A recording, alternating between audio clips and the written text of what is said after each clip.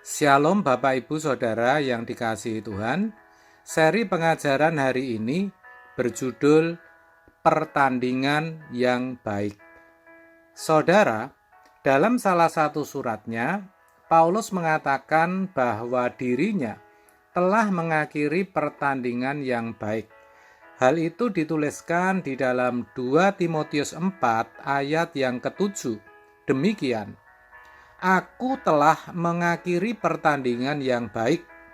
Aku telah mencapai garis akhir dan aku telah memelihara iman. Perhatikan, dikatakan mengakhiri pertandingan yang baik, bukan mengakhiri pertandingan dengan baik. Jadi yang baik adalah pertandingannya. Maksudnya apa? Nah, saudara, dalam terjemahan sederhana Indonesia lebih jelas karena kalimat itu dituliskan sebagai perlombaan rohani. Ini menarik mengingat Paulus seperti kita tahu dalam ketaatannya melakukan Taurat tidak bercacat, tetapi ia masih bersedia ambil bagian dalam perlombaan rohani. Saya percaya hal itu karena Paulus mengerti betul bahwa bagi orang percaya, hidup menurut hukum saja belumlah cukup. Kalau cuma tidak membunuh, tidak mencuri, tidak berzina, tidak berbuat jahat, itu belum cukup. Orang percaya dituntut lebih dari itu. Maksudnya, harus bisa mengalami perubahan batiniah untuk menjadi serupa dengan Allah, sepikiran dan seperasaan dengan Dia, sehingga bisa mengerti apa yang menjadi kehendaknya. Hal itu sama halnya memiliki kecerdasan roh, yang pada akhirnya bisa selalu hidup dalam penurutan akan kehendak Allah dalam setiap gerak perasaan, pikiran, perkataan, tindakan, dan perbuatan, selalu memiliki ketepatan dengan pikiran dan perasaan Allah, selalu sesuai dengan kehendak Bapa. Dan untuk seperti itu, Paulus berjuang sedemikian, sampai-sampai apa yang dahulu dianggapnya suatu keuntungan, akhirnya dianggap rugi oleh karena pengenalannya yang semakin dalam atas pribadi Kristus. Ia bahkan rela melepaskan segalanya demi memperoleh keadaan batiniah yang diubahkan. Filipi 3 ayat 7-8. Dan yang lebih luar biasa lagi, di saat-saat terakhir masa hidupnya, ia bisa berkata, "Aku telah mengakhiri pertandingan yang baik. Aku telah mencapai garis akhir dan aku telah memelihara iman."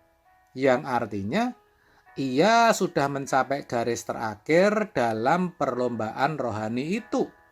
Ia sudah menjadi pemenang dalam perjuangan itu. Ia sudah berdiri kuat dalam apa yang ia percayai sampai hari terakhir. Saudara, mengakhiri pertandingan yang baik itu juga harus kita alami sebagai orang percaya. Pertanyaannya, apakah kita juga sadar akan hal itu? Apakah hidup kita juga ada dalam perlombaan rohani? Apakah sejauh ini kita sudah mempertaruhkan segala milik kita, bahkan berani melepaskan diri dari segala milik kita demi perubahan kondisi batiniah kita, seperti yang dilakukan Rasul Paulus? Saudaraku, kalau mau jujur, sepertinya memang tidak banyak ya orang percaya yang menyadarinya. Sehingga Alih-alih berjuang untuk memiliki moral yang agung seperti Kristus, untuk mengalami perubahan batiniah, untuk menanggalkan kodrat dosa, lalu mengenakan kodrat ilahi, kebanyakan orang percaya justru berjuang agar bisa memiliki hidup yang nyaman di bumi ini. Lebih ironi lagi, banyak mimbar-mimbar gereja yang melegalisir hal itu.